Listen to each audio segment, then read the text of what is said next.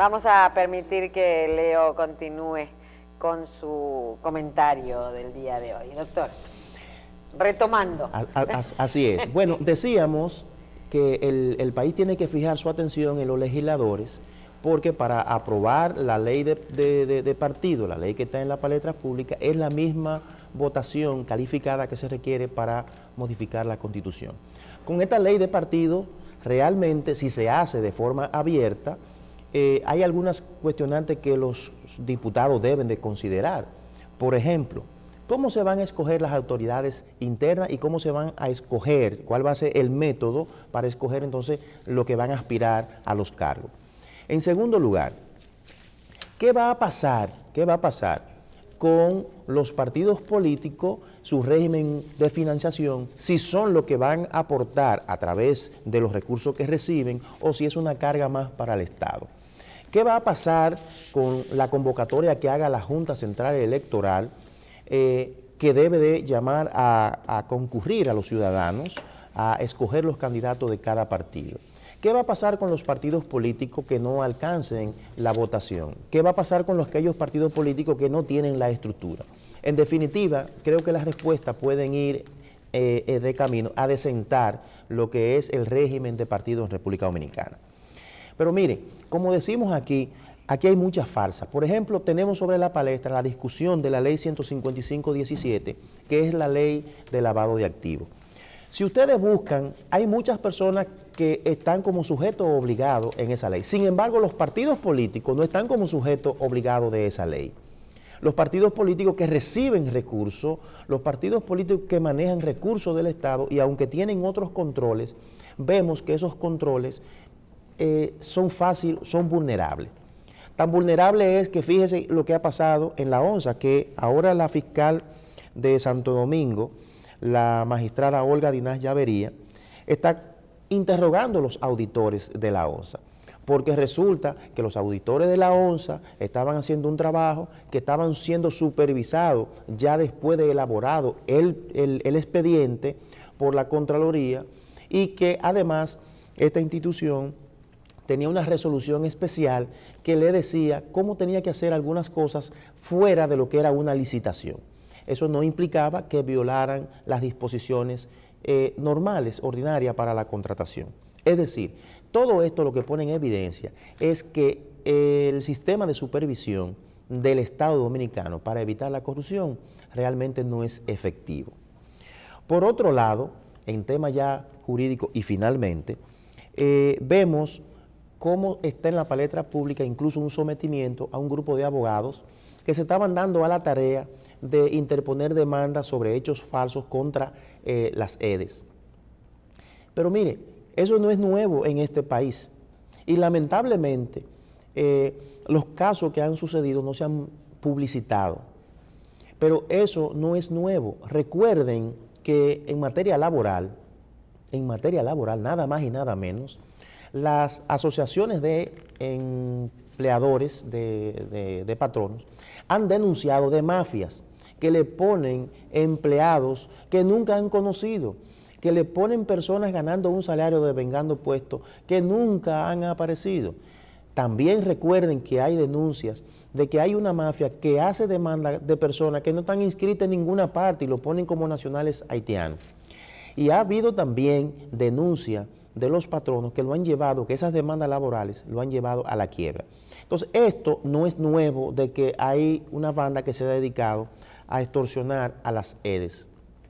Lo que aquí debe haber es consecuencia. Yo soy abogado, yo no estoy patrocinando ese tipo de acciones. Lo que estoy llamando la atención para que exista un régimen de consecuencia y que no se quede en meras denuncias, que no se quede en una mera medida de coerción que tienen estos abogados, pero tampoco que entonces comencemos con la lámpara, la linterna de Diógenes, a buscar abogados, a pescar abogados, decir que son irresponsables, que son delincuentes, como lo define la Convención Interamericana de todo aquel que infringe la ley, sino que podamos discernir entre los profesionales que ejercen con dignidad su profesión y aquellos que no lo hacen. La consecuencia es apartar a estos ciudadanos, cancelarles su licencia y que ellos se dediquen a otra cosa y que tengan el lastre de por vida de ser personas que en vez de cumplir con ese juramento de cumplir y hacer cumplir la ley y someterse al régimen legal, hacían todo lo contrario y lo vulneraban. De manera que lo que queremos es consecuencia para todo aquel que viole la ley, sin importar profesión, nombre ni edad. Así es que ese era mi comentario para hoy y nada. Leo, mira, tú diste en la diana con respecto a un tema que no ha sido discutido, que es los partidos políticos como sujeto obligado de la ley de lavado de activos. Es un tema que no se ha discutido. Y no se ha discutido, no coincidencialmente, o sea, mira, a propósito, no se ha discutido esto, no es así, no, es planificadamente. Porque los partidos políticos, que a su vez controlan los poderes del Estado, tanto el Ejecutivo como el Legislativo, y tienen influencia en el Poder Judicial también, obviamente, porque a través del Consejo lo designan, han dado de lado en relación a asumir obligaciones. Todo el mundo sabe en República Dominicana que de alguna manera el narcotráfico, dinero de la corrupción, dinero de otro tipo de delitos han sido filtrados a la política dominicana mediante el financiamiento a candidatos municipales, congresuales y de cualquier nivel, ¿verdad? De hecho, se han presentado denuncias muy serias, aunque con mucha cautela, en relación a cómo han llegado personeros vinculados al bajo mundo a estamentos congresuales y municipales. Creo que si el Estado Dominicano, la República Dominicana, quiere avanzar en relación a evitar que dinero negro, que dinero producto de actividades ilícitas ingresen al sistema financiero dominicano, pero sobre todo que ingresen a la política, que es mucho peor todavía. Que cuando el dinero de la corrupción y el narcotráfico ingresa a la política, lo hace a cambio de canonjías, favores y de flexibilidad para la comisión de sus crímenes, y eso es muchísimo más peligroso. Yo creo que los legisladores, toda la sociedad, tanto la sociedad civil como los entes que emiten opiniones, como la población común, debe insistir en que se genere una modificación a la recién aprobada ley de lavado de activos, reciente modificación, una nueva modificación que incluya a los partidos políticos como sujeto obligado. ¿Qué quiere decir sujeto obligado, queridos televidentes?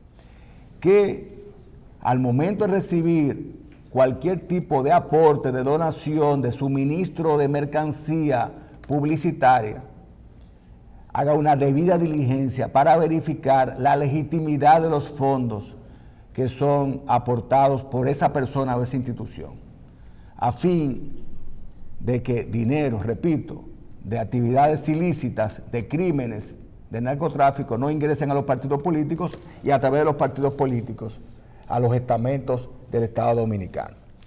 Ese es un tema que quería resaltar de tu comentario.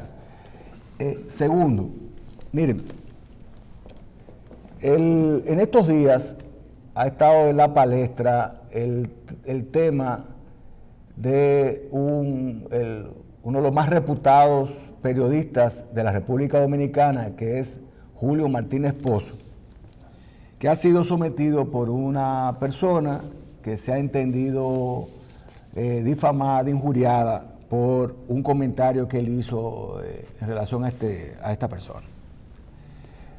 Primero, quiero resaltar la profesionalidad de Julio Martínez Pozo, la honestidad en la emisión de sus opiniones, el equilibrio que ha mantenido durante toda su vida profesional. Y la mayor característica que yo creo que posee, aparte de su honestidad profesional, que es su responsabilidad y valor al momento de emitir sus opiniones. No es lo mismo emitir un concepto peyorativo en relación a una persona que emitir una opinión sobre una persona pública.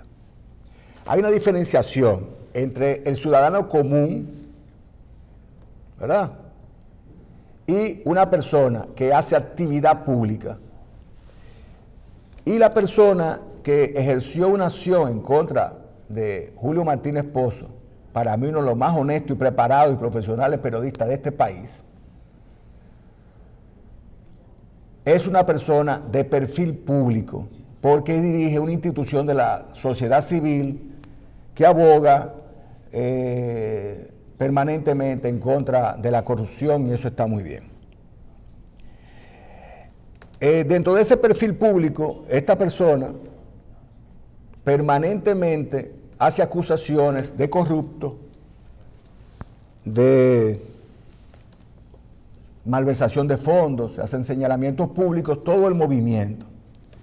Sin embargo, estas personas que deciden dar el paso, que está muy bien, y asumir liderazgos públicos, tienen a veces la epidermis muy sensible.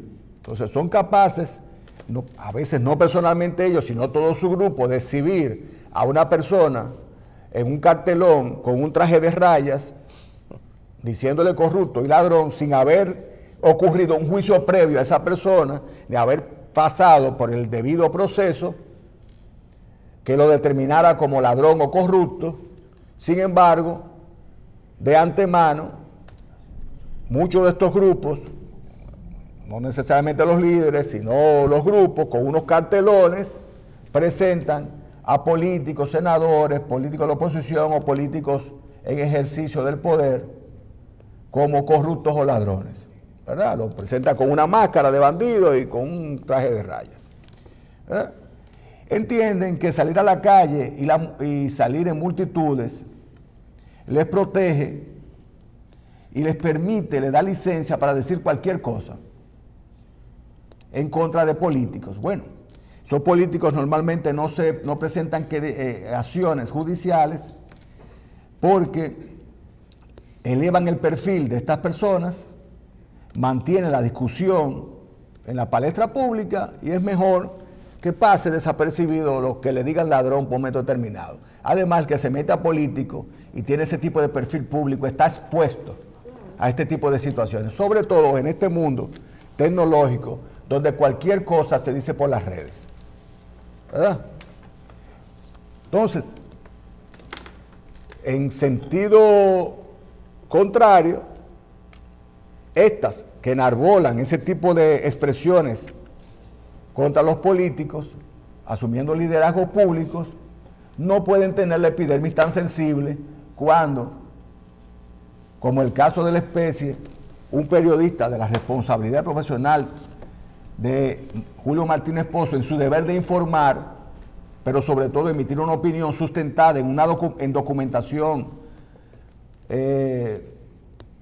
policial, emite consideraciones por la radio diciendo, bueno, mira, hay una persona que dirige un movimiento público y ese movimiento habla de personas corruptas. Sin embargo, esta persona tiene este perfil, que fue que en los años 80, en los años 90, fue expuesto a un expediente policial, no así judicial, por un tipo de acto reñido con la ley, a fin de que el pueblo conozca quiénes son los que pretenden dirigirlo.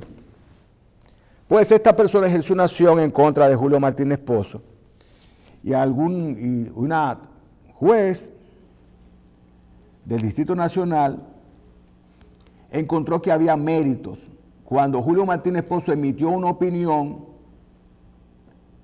sobre el perfil de este individuo basado en documentación policial real, ¿verdad? Yo creo que por encima de toda esta situación, lo que es importante para la población que sepa lo siguiente: nadie tiene el derecho de difamar a una persona. Ahora bien, aquel que asume un perfil público algún tipo de nivel de liderazgo público está expuesto a un nivel de análisis, de escrutinio mayor que el ciudadano común. Tanto los políticos como los que dirigen cuando una persona decide ser público, inmediatamente autoriza implícitamente a que lo puedan medir más ante la sociedad. Abre un abanico de posibilidades. Así, por ejemplo, los actores de cine que tienen un perfil público, no político, pero público. Bueno, pero eso es con relación a la ética, a la cordura, a otra cosa, pero no tiene que ver. Yo creo que lo que tiene que ver con difamación debe ser la misma ley. ¿Sabes qué pasa? No es así. Porque los que asumen posiciones públicas se convierten en paradigmas y ejemplos para el resto de la sociedad. Por eso su nivel de escrutinio es mayor. Un actor de televisión, para poner un ejemplo pero muchas veces se está abusando mira, yo tengo un amigo que es funcionario y el otro día le dijeron muchísimas cosas sin ningún tipo de porque quieren el puesto. Eso está mal. Entonces yo te voy a decir una cosa, a base de que tú te tienes que quedar callado y te debes de permitir una serie de cosas. Sí. Ahora, yo creo que usando el lenguaje correspondiente. Pero te voy a decir lo siguiente. ¿Cómo se decía, doctor Sierra, cuando eso ocurría también con las pruebas? Que es más o menos lo mismo, decían, no, usted tiene que, un funcionario debe decir ¿cómo se llama? Inverso de la prueba. La inversión. La inversión, esto es la inversión del... Mira, este es un programa que debe ser además educativo a nivel jurídico y a nivel general. Quería poner un ejemplo simple. Por ejemplo, los actores de cine se convierten en un momento determinado en paradigmas para la sociedad, para la juventud, para los niños, para las personas ya adultas. En ejemplos a seguir. Entonces, cuando tienen una vida licenciosa, en su vida privada licenciosa, se beben, se emborrachan en un restaurante, dicen 5 malas palabras, todo eso es resaltado en los medios de comunicación sin que sea difamatorio. Y se le puede decir, fulano es un borracho porque bebe, cuando esa es su vida privada, entre comillas, pero cuando usted le ve el perfil, usted se convierte en un paradigma para la sociedad. Doctor, pero no es peligroso que un juez dictamine cárcel por cosas que se dijeron, por la palabra. Sobre todo, no está coartando la libertad de expresión. Claro, porque además Julio Martínez Pozo está emitiendo su opinión particular, pero no tampoco de forma ligera, porque yo escuché el comentario de Julio Martínez Pozo que se alega ser difamatorio, y es lo que decía, este individuo que pretende dirigir un grupo en contra de la corrupción administrativa del Estado, que está muy bien, tiene este perfil, estos antecedentes policiales reales. ¿Y lleva el papel? No, llevó el documento de antecedentes policiales, no judiciales, pero policiales reales. Entonces no es mentira. El público tiene el derecho, él tiene la obligación como comunicador de emitir su opinión y sobre todo una opinión veraz.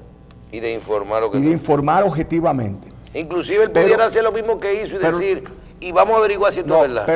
Pero la población además tiene el derecho de saber quiénes son las personas que pretenden dirigirlo.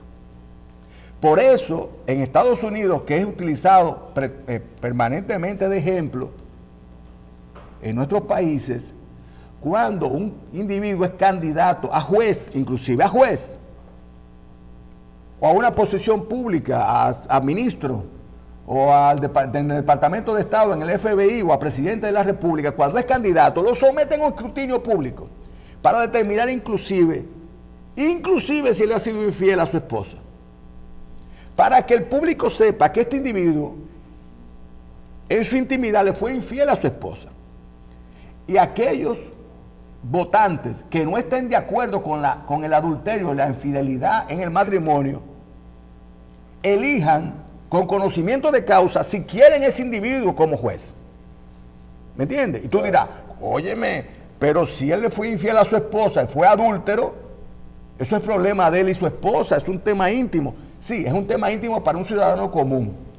Pero cuando un individuo decide ser juez o decide ser presidente o senador en Estados Unidos, por ejemplo, el público que va a votar por este individuo tiene derecho a saber que fue adúltero, para que aquellos que no les guste el adulterio digan, yo no votaría por él por ese motivo.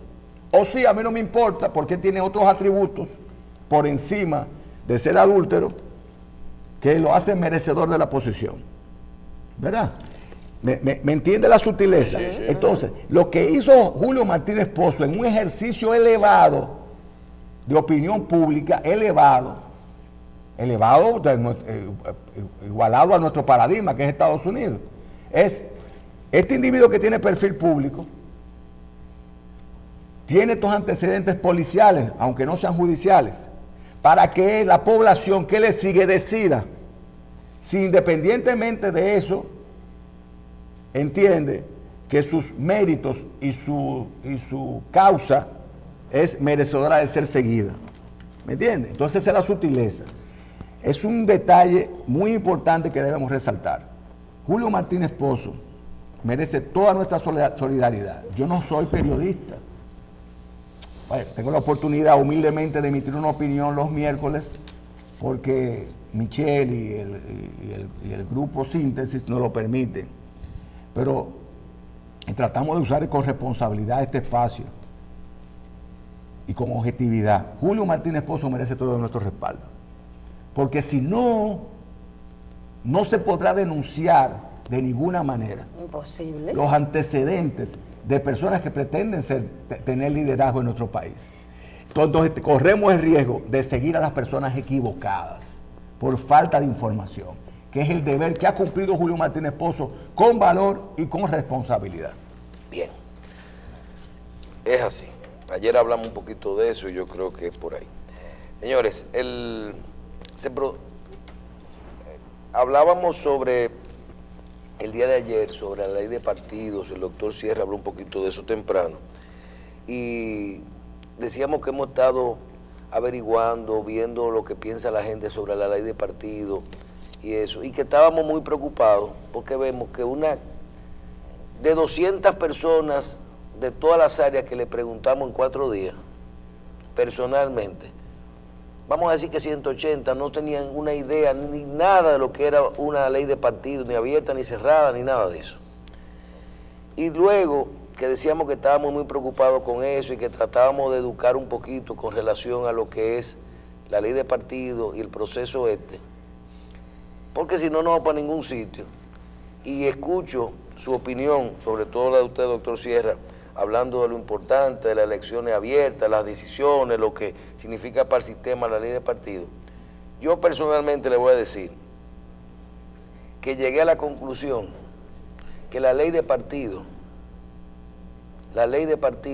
solo es, y el tema de las abiertas y las cerradas, solo es un tema estrictamente necesario e importante para los intereses de los políticos en República Dominicana. A nosotros no nos va a sumar ni a restar, porque ninguno de los políticos dominicanos están pensando en una ley de partidos que garantice un proceso totalmente legal de elecciones en República Dominicana y un proceso que mejore la calidad de nuestros servidores públicos. Todo lo otro es un tema de intereses. Por ejemplo, aquí vimos, ayer se trajo al programa el anteproyecto de la ley de partidos, que fue aprobado en el Congreso, en el Senado. El proyecto, ¿verdad? Porque ya se aprobó en uno, ahora va para la Cámara de Diputados. No estamos hablando de que se apruebe o no. Y aquí se presentó cómo se le ponen topes a la inversión en campaña. Y cuando usted ve que te dicen a ti que un voto no puede costar 75 pesos, el otro 100 pesos, el otro tanto, y cuando tú multiplicas una candidatura a la presidencia, puede costar 700 millones de pesos, y una diputación te puede costar 75, una senaduría 80, de acuerdo a los votantes, tú multiplicas por el tope. Entonces tú te pones a ver cuánto recibe la Junta, cuánto le da la Junta a los partidos. Entonces tú dices, pero ven acá, tú estás autorizando a que el sistema continúe. Si un solo candidato puede gastar hasta 700 legalmente, sí, cuando nada más recibe 800 de la Junta de una campaña para una posición, pero si tú sumas lo que le están marcando a todas las posiciones de tope, es verdad que es el tope, pero tú le estás poniendo precio al cargo y eso es lo que va a mantener los compromisos y los niveles de compromiso en la candidatura después. Cuando tú tengas que buscar 2 o 3 mil millones de pesos para una candidatura a la presidencia y cuando tengas que buscar 75 o 100 millones y vuelven, y tú verás el año que viene y dicen, porque como es que un diputado gana lo que gana tendría que ser diputado 20 años y después se están quejando cuando aprueban una ley. 20 años para recuperar la inversión. Para recuperar la inversión que supuestamente está aprobada porque ahora se lo pusieron en el papel. Pero ayer también hablábamos de otro tema, que es el más difícil. Nosotros decimos, están jugando con nosotros como votantes. Y yo creo en las elecciones abiertas por eso. Porque los políticos han manejado las candidaturas cerradas. Yo quiero que me pongan abierta también el poder participar en la candidatura de un partido, solo con yo decir que soy, exactamente, que yo soy de ese partido. Usted es reformista, usted es PRDista, usted es cosa, yo voy y me inscribo y yo tengo la capacidad, aunque saque 100 votos, de poderme inscribir sin un partido político,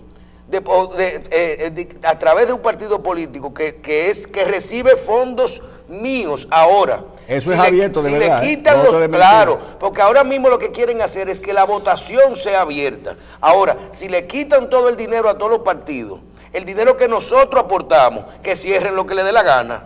Pero mientras la decisión de quien participa ahí y de la decisión de quien va a votar ahí reciban fondos nuestros, ese proceso debe ser abierto, pero también, y mira que no va a pasar, pero abierto la votación, pero abierto el proceso de preselección. Pero la candidatura. La candidatura, o sea, yo quiero ser alcalde, yo voy y me inscribo en el PLD y voy y me pongo a ser alcalde, yo no tengo que ir a un proceso. Tú verás que el que llegue ahí va a pasar por un sedazo. Todo el mundo puede votar, ¿verdad? Pero no todo el mundo puede postularse. Pero también que todo el mundo pueda postularse. Y es más transparente. Bien, entonces, así, porque por eso te digo que esta ley solo le beneficia a los políticos. Pero también me puse a escuchar un invitado que vino ayer.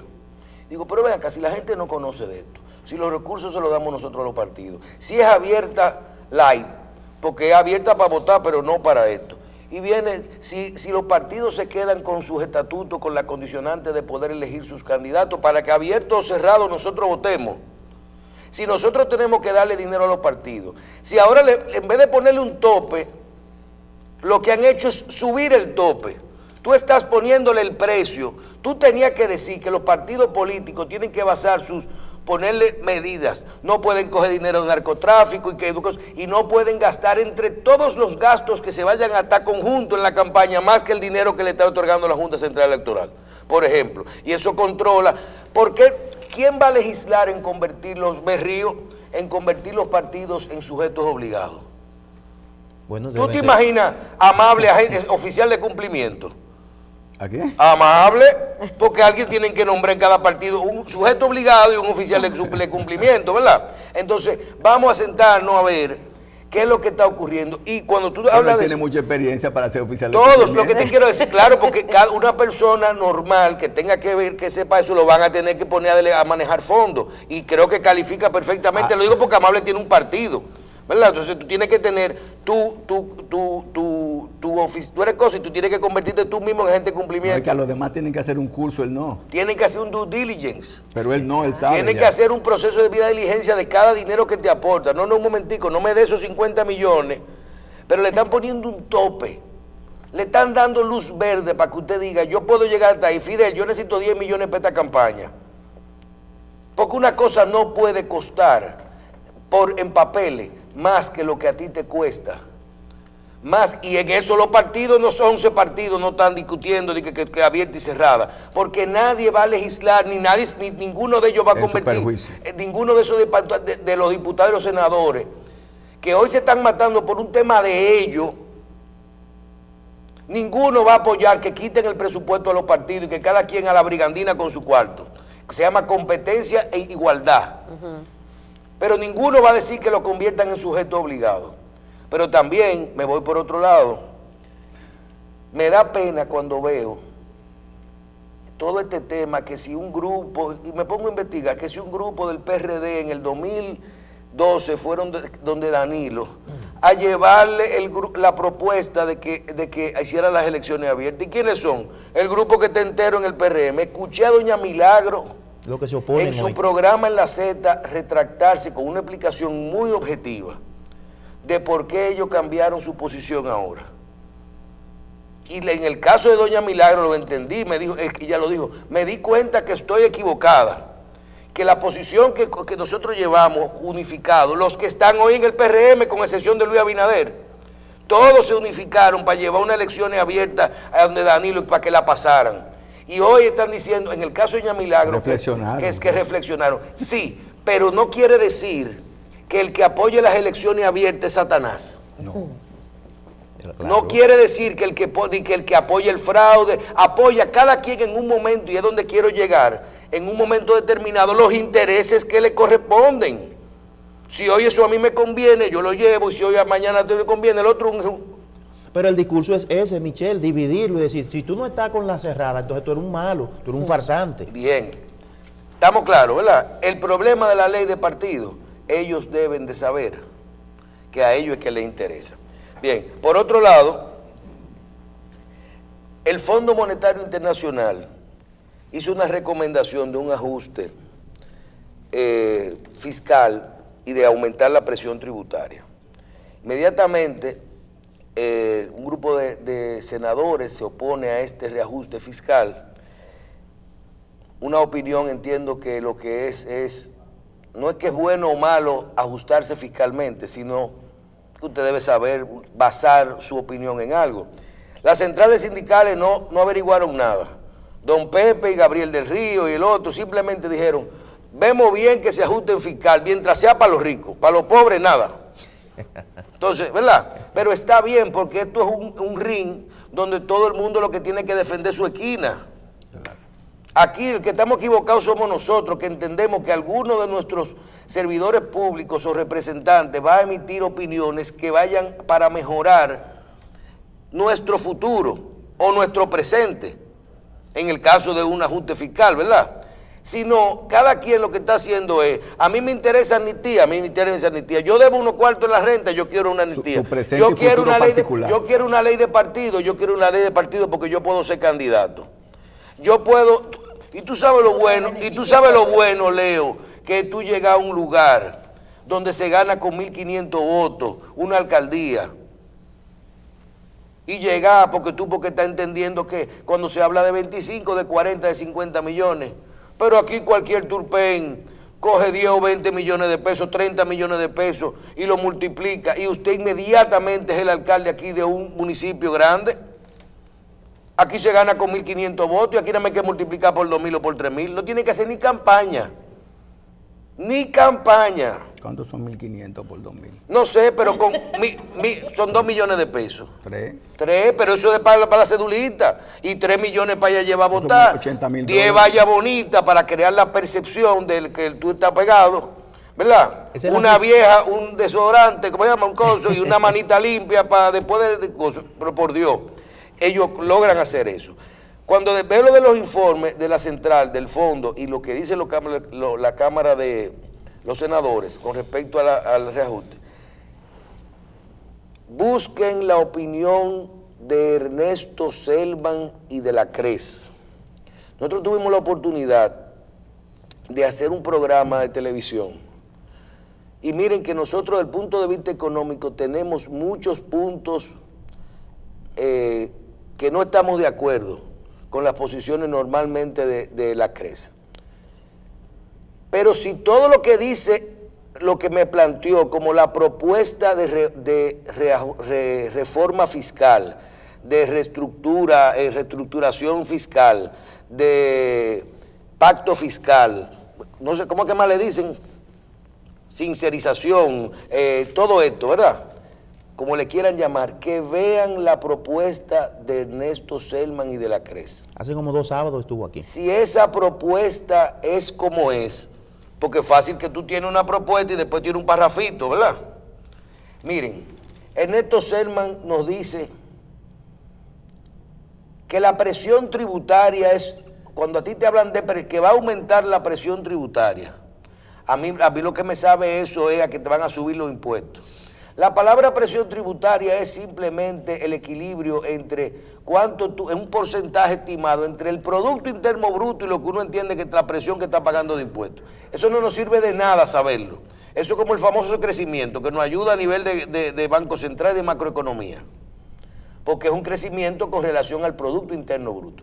Pero vamos a aterrizar.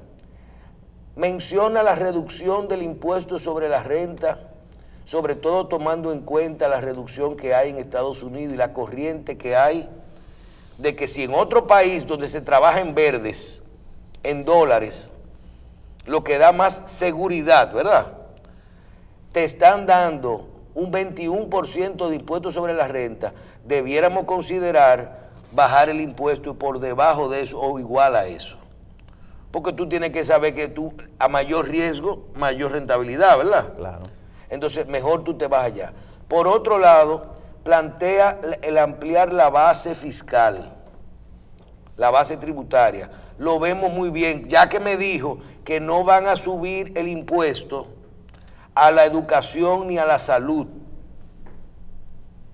pero que a muchos renglones de la alimentación y otras cosas que no pagan ITEVI, se le va a calcular el impuesto, el ITEVI. Y yo digo, bueno, pero me van a poner un ITEVI en el supermercado, más grande. Sí, pero habla de el bajar esa tasa entre un 8 y un 12%, el ITEVI global. Entonces, hasta ahora lo que me están hablando es de bajar, pero habla de la eliminación del impuesto a los cheques, de la eliminación de una serie de impuestos que se colocaron transitorios y lo que hacen es que usted se pase el mes entero pagando impuestos. Pero habla de ampliar la base y de trabajar con algunas exenciones, lo que se llama el gasto tributario. Y yo te voy a decir desde ahora, que si hay un tipo en la frontera que tiene una industria que no reúne los requisitos necesarios, o unos transportistas que se estaban cogiendo el subsidio de la gasolina, y eso se llama reducir todo eso, porque le den para allá. Si eso se llama reforma tributaria, y si eso se llama reajuste fiscal, ¿por qué? Porque hay un detallito, señores.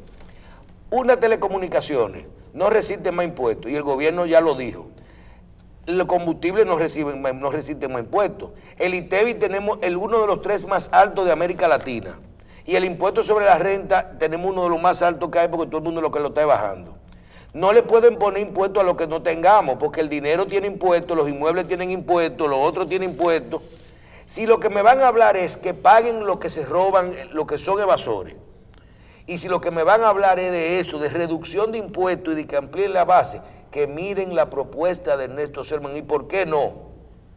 Ahora, que no hagan más remiendo, ¿verdad? Y que el Fondo Monetario, si nos va a apoyar con su iniciativa, que pongan ahí en una funda lo que se llama, ¿cómo se llama cuando ustedes hacen un contrato? La contingencia, ¿verdad? Ustedes saben que eso es lo que hace un gobierno, es que dice, vamos a hacer estos cambios, pero asumiendo que no se nos caiga el ingreso. Si se cae, entonces tenemos que sentarnos y ajustar por ahí.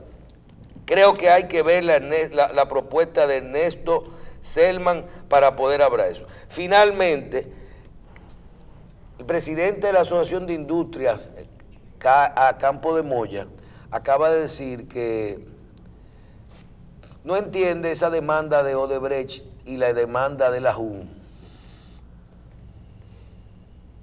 Que como, dentro de su lenguaje, ¿verdad?, que como Odebrecht o la JUN se atreven en su condición a demandar a la República Dominicana.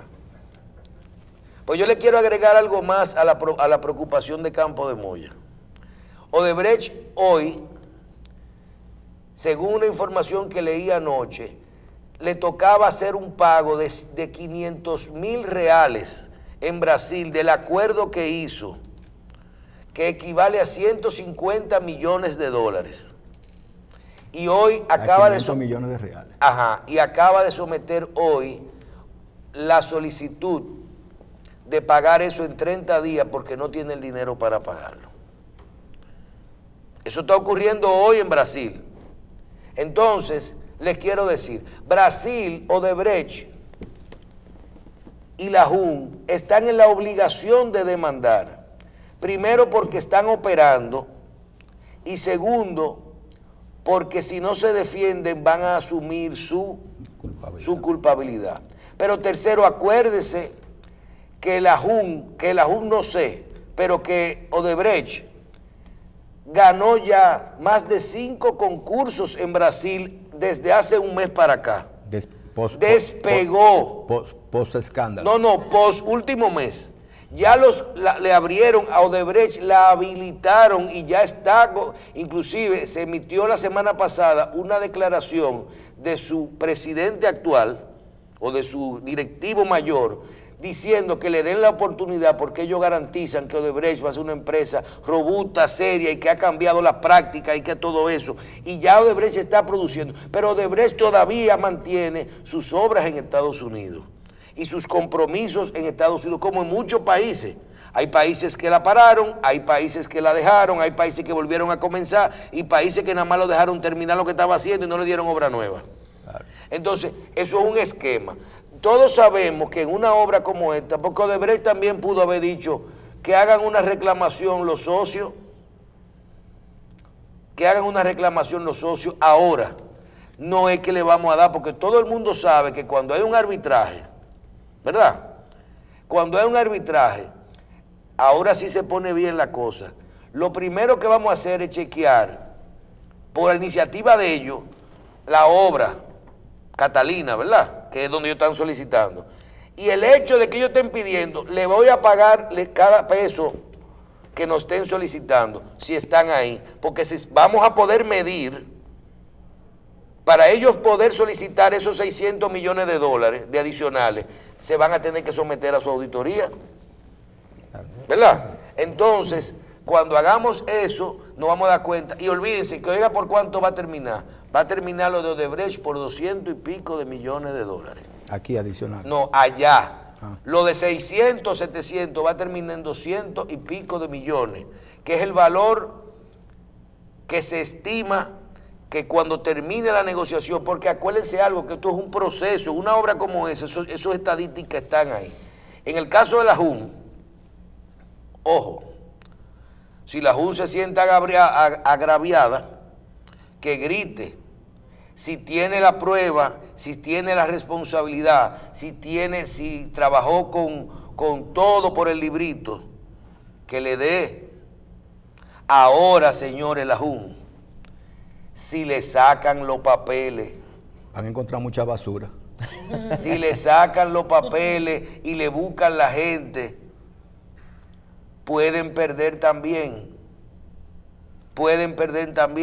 Porque aquí hay el cuentecito de que un organismo, eso es como los famosos juicios políticos, que me decía un amigo el otro día, ¿y quién te dijo que te sometan a un juicio político en el Congreso? ¿O quién te dijo que una firma internacional que te lleve a un tribunal, a una corte internacional, ya tú te estás declarando culpable? ¿Quién te dijo que tú no te puedes defender? Porque aquí hay, en República Dominicana, una teoría de que el cuco, un juicio político y un coso internacional. Los extranjeros que vengan aquí bajo el cuentecito de que la justicia, el marco legal, el que sé yo qué organizado, creen que pueden hacer cualquier cosa. Si un extranjero entró a la República Dominicana y utilizó las deficiencias de nuestro sistema para ganar concursos y sirvió y corrompió y todo eso, usted es culpable y falsificó, si lo hizo. Entonces, pero cuando van a entrar, no, me voy ahora a un amparo, a un tribunal. En Nueva York. En Nueva York hay un tribunal y yo si quiero me voy y le hago uno en otro sitio.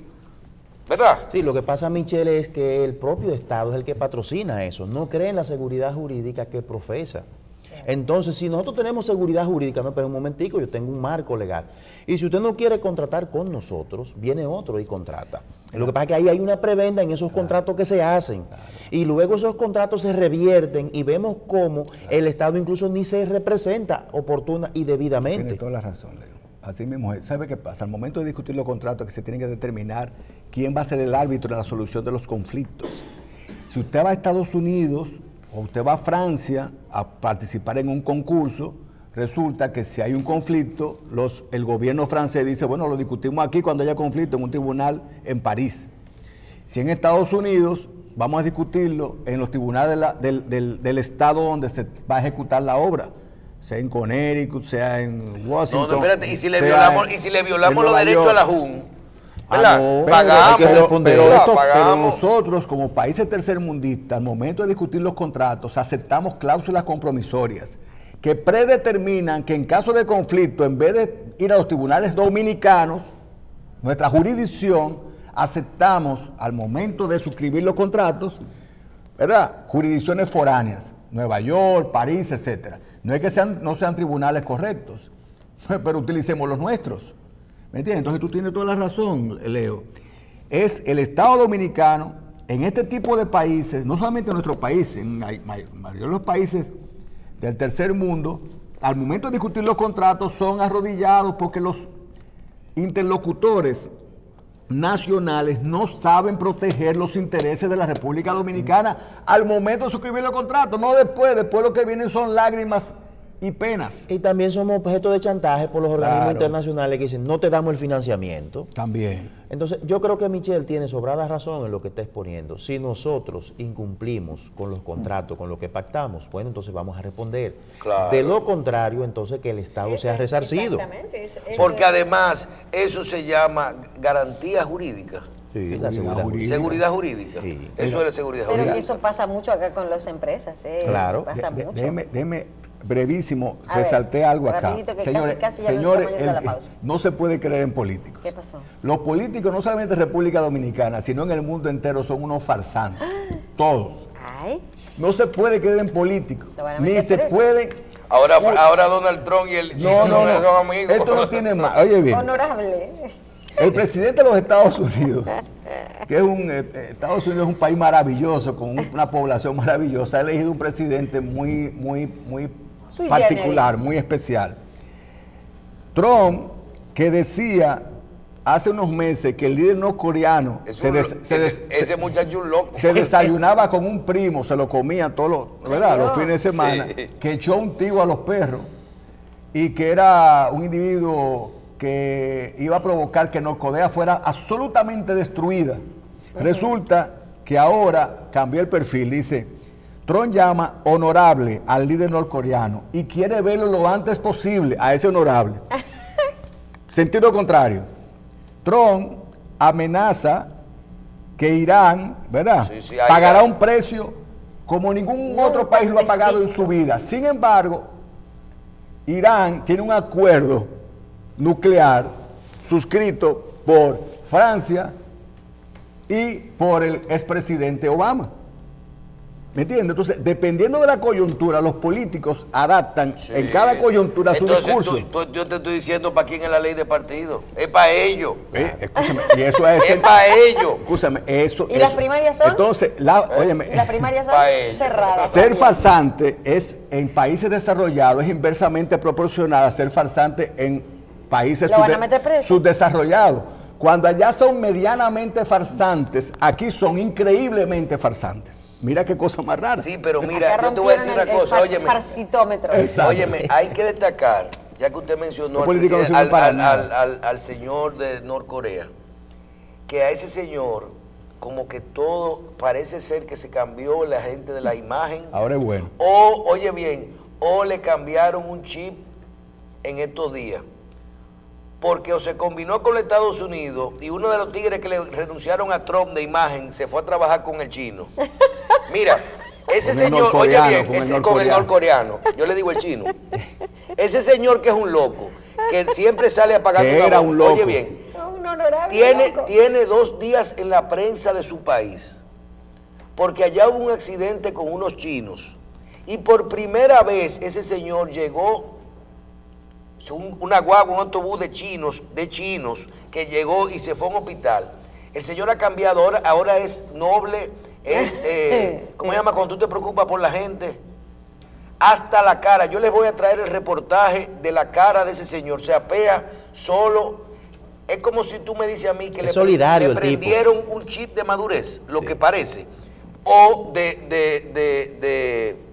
de que le hicieron un cambio radical. O siempre fue Maduro y lo presentaban al revés. Escúchame, no, porque tú le veías la cara de loco. Te estoy hablando, oye bien, de que se apió, llegó a la clínica, se puso una bata blanca, no habló con nadie, llegó a la cama y a una de las mujeres que estaba ahí le pone la mano y el rostro, tú dices, este hombre va a llorar visitando la gente que están ahí. Yo me quedo así, un hombre que dicen que no le pone la mano ni que mata a la gente de loco.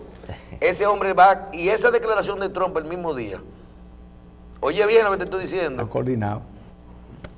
Por ahí es la cosa. Vamos a hacer una pausa, caballeros, que el invitado está aquí en el estudio. Venimos ahora, no se vayan.